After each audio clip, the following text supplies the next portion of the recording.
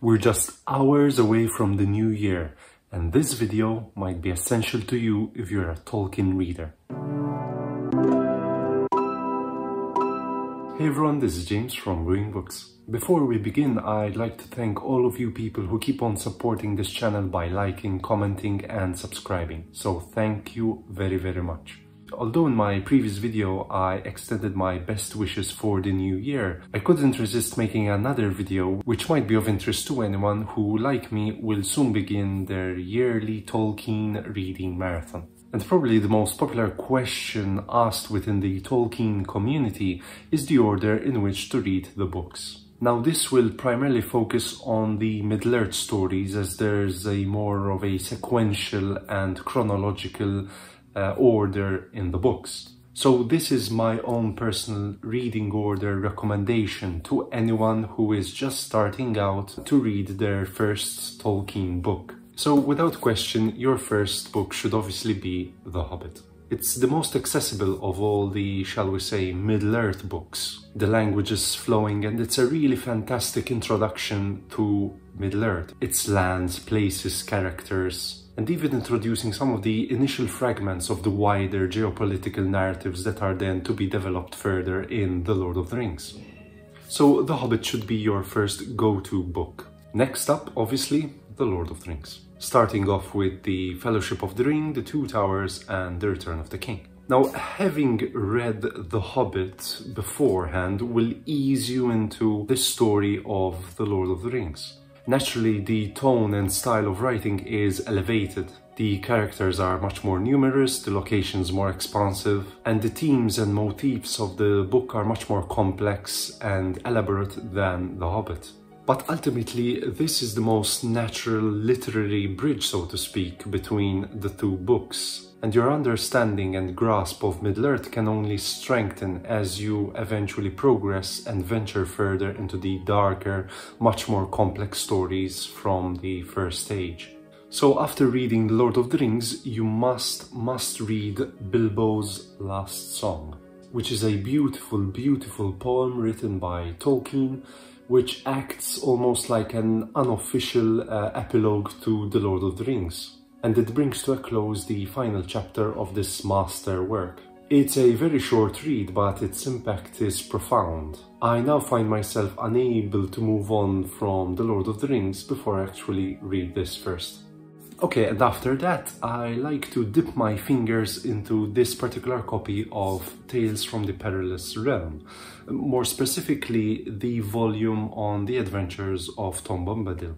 To me, this collection of poems is intrinsically bound with the themes and atmosphere found in The Lord of the Rings. So it feels only natural to read through this collection first. Now this is where it gets a bit tricky.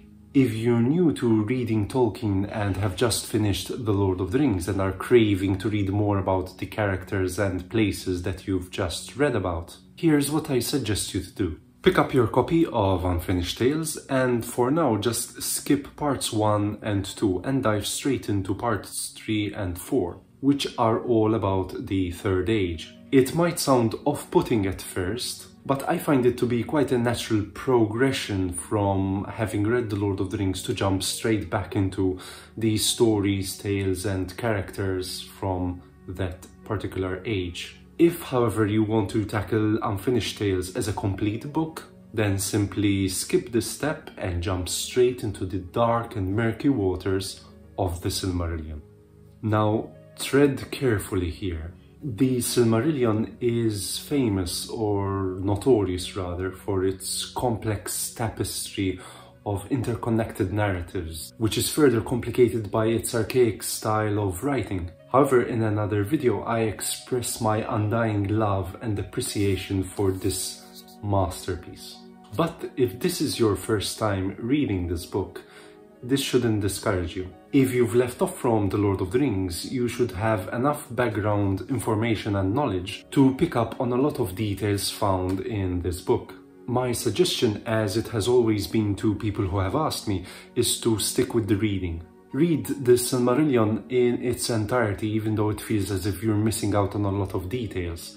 it's important that you finish the book from the first till the last page. Keep at it, trust me, you might not get much from your first reading, but it gets better and better as you reread both the Silmarillion and the Lord of the Rings over and over. One thing to keep in mind that will definitely help you read the Silmarillion is to keep referencing the maps at the end of the book together with the index of names. The amount of characters and places in this book is unbelievable, so it's always useful to check out and reference the index of names every once in a while, just to keep track on who's who and where's what, basically.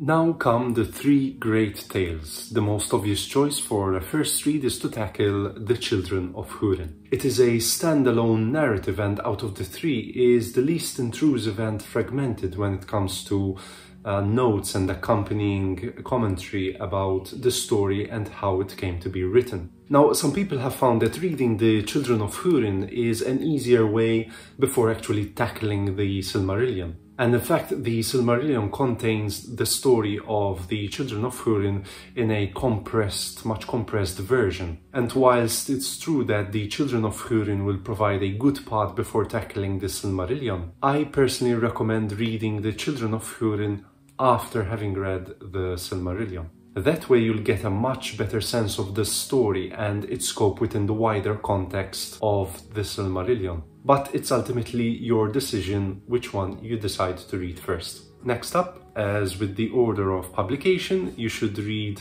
Beren and Luthien and then The Fall of Gondolin. Now, you should be aware that unlike The Children of Húrin, Christopher Tolkien's editorial input is much more pronounced in these two books. The narrative is much more fragmented, often intercutting between prose and poetry, and several notes and commentary to further expand on the writing process that Tolkien underwent to bring these stories to life. And therefore this makes these two books much more academically oriented than, say, your typical standalone fantasy novel. But nonetheless, you'll get some great insight into each respective tale in relation to the Silmarillion, especially if you've read that book first. So you've read the Silmarillion and the three great tales. Congratulations!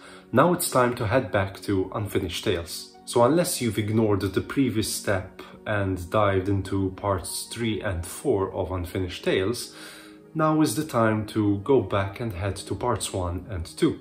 So having just read Beren and Luthien and The Fall of Gondolin, Unfinished Tales and the way the book is presented will feel more accessible to you as the reader. And it's worth mentioning that part 1 of the book, which deals with the First Age, will reintroduce you to a significant portion of the tales from The Children of Húrin and Gondolin, which you will have already read in the standalone versions of those books. But nevertheless, once you step into part 2, you will be rewarded with some pretty fantastic insight into the Second Age and Númenor, which is scarcely to be found written anywhere else in Tolkien's works, except for the fourth work in the Silmarillion, known as the Akallabeth, or the Downfall of Númenor.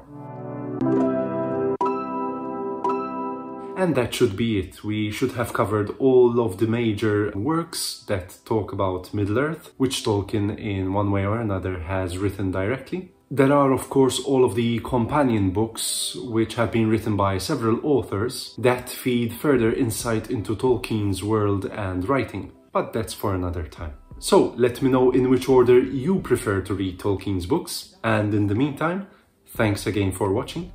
As always, like, comment and subscribe. And I'll see you next year. Cheers!